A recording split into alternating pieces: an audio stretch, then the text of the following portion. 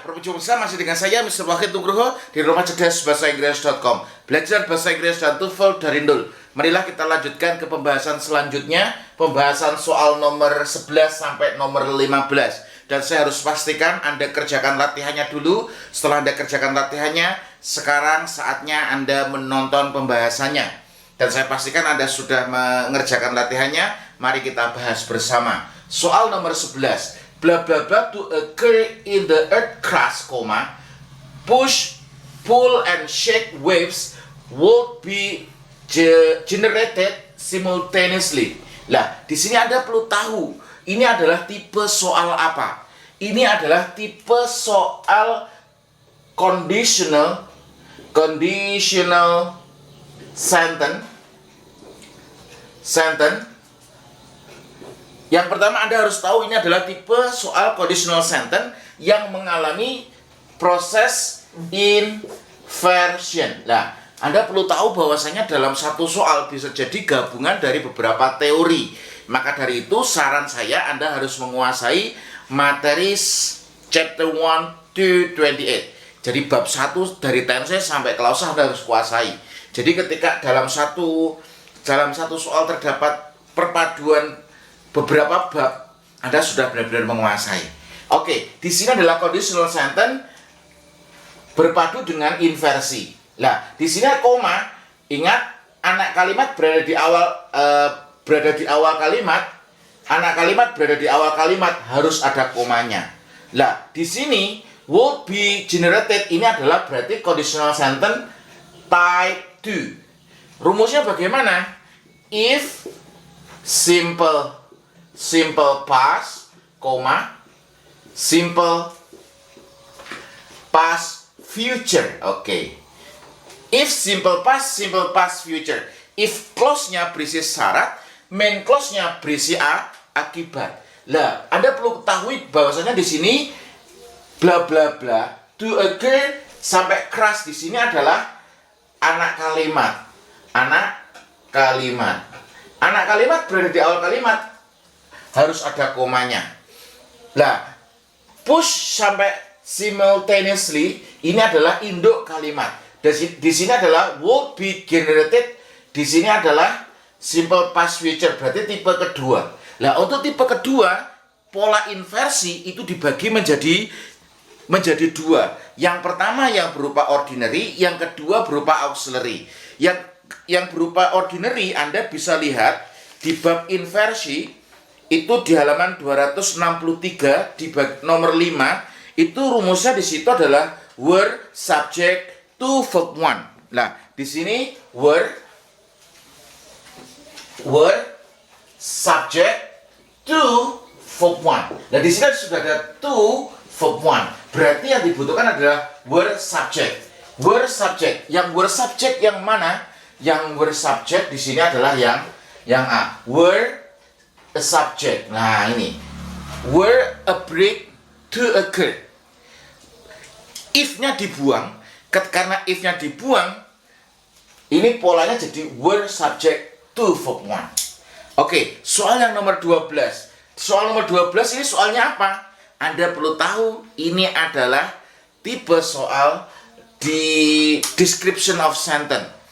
Ini di bab 28. Di bab nomor 28 Anda harus tahu di situ ada adverbial clause. Adverbial clause di situ ada teknik yang disebut dengan teknik abridgment sama teknik yang disebut dengan teknik reducing.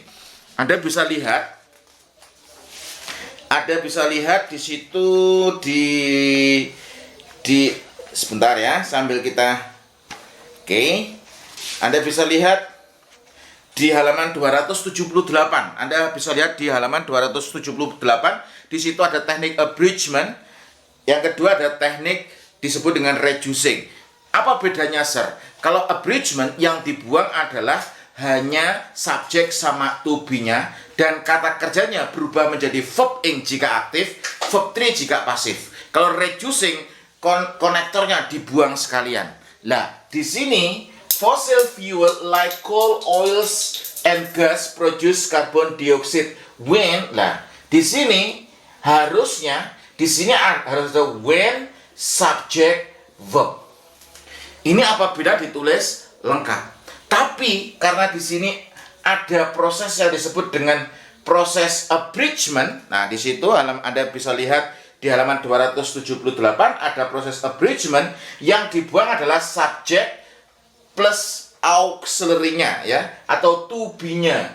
To be atau auxiliary-nya. To be atau auxiliary-nya. Yang dibuang adalah subject plus auxiliary-nya. Kalau aktif langsung di verb ing-kan, kalau pasif langsung di verb 3-kan. Lah, di sini kebetulan bentuknya adalah bentuk kalimat pasif. Berarti di sini when langsung verb 3. Yang verb 3 yang mana? Jawabannya yang C, burned. Nah, di sini ya, bisa dipahami ya. Anda bisa buka lagi di chapter 28 page 278 ya. Oke, kemudian soal nomor 13 ini juga sangat mudah kalau Anda tahu ilmunya. Ada not until Nellie Taylor's Rose was elected. Rose was elected. Cara sederhananya di sini ada negative expression berada di awal kalimat, berarti harus dilakukan teknik inversion. Ingat, saya ulangi lagi, negative expression berada di awal kalimat harus diinversi. Ini ada not until, ini adalah negative expression di awal kalimat harus diinversi. Yang diinversi yang mana? Yang A, the woman serve, ini bukan inversi. A woman survey, bukan inversi. To serve a woman juga salah, yang diinversi hanya yang D. Inversi itu adalah proses pembalikan di mana to be-nya atau auxiliary-nya berada di depan subjek. Nah, di sini ini auxiliary, a woman ini adalah sebagai subjeknya. Jadi diinversi ya. Diinversi berarti auxiliary-nya mendahului subjek. Cara sederhananya Anda harus catat, negative expression berada di awal kalimat harus dilakukan teknik yang disebut dengan teknik inversi.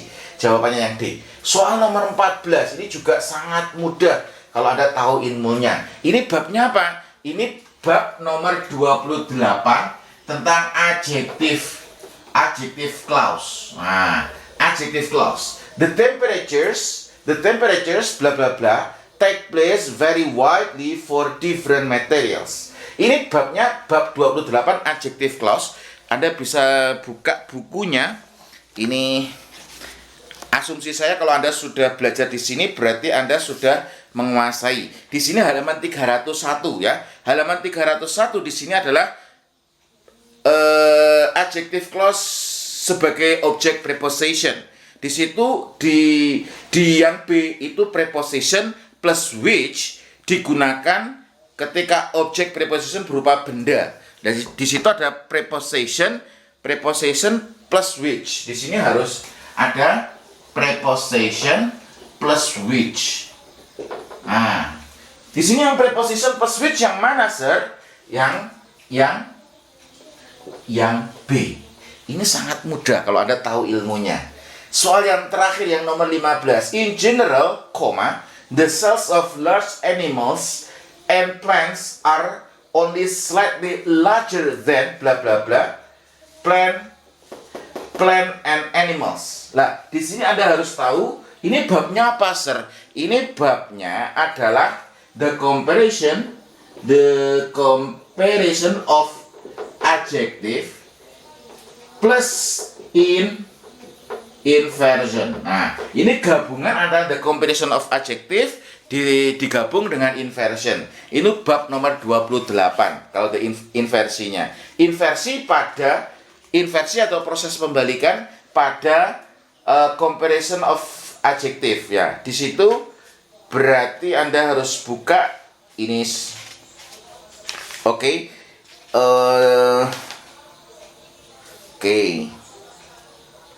Oke, di situ Anda bisa buka di 265 di situ untuk positive degree.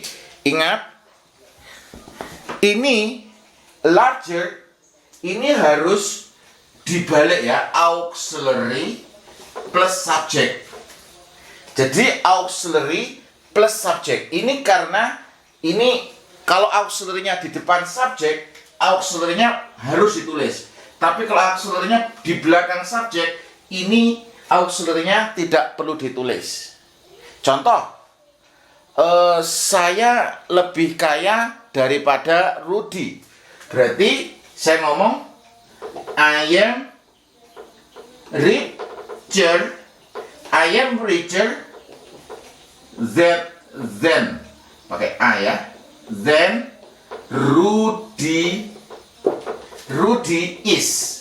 Lah, ingat kalau is-nya ini auxiliary-nya berada di depan, berada di akhir, is-nya berada di akhir, is-nya bisa ditulis, bisa tidak. Tapi apabila is-nya terletak di depannya Rudy, is di sini ini wajib ditulis. I am richer than Rudy is. Ini yang pertama. Yang kedua, saya bisa juga mengatakan I am richer than is Rudy. Lah, di sini berarti auxiliary plus subject di sini. Lah, yang auxiliary plus subject yang mana? Oke, jawabannya adalah yang D. Auxiliary plus subject. Ini subject. Subjeknya berupa apa? Demonstrative pronoun. Kalau are smaller di sini bukan subjek. Are those of smaller plants and animals. Lah, di sini subjeknya auxiliary, di sini those-nya ini adalah apa? Subject. Auxiliary subject. Di sini auxiliary subject. Jawabannya adalah yang D. Ini babnya apa? The comparison of adjective digabungkan dengan proses inversi. Nah, semoga materi ini bisa membantu Anda untuk menganalisis lebih dalam pola-pola yang ada di TOEFL. Saran saya ketika Anda sudah masuk di video ini, Anda sudah menguasai materi dari bab 1 sampai 28. Sekian, semoga bermanfaat. Terus belajar, tingkatkan kemampuan. Terima kasih.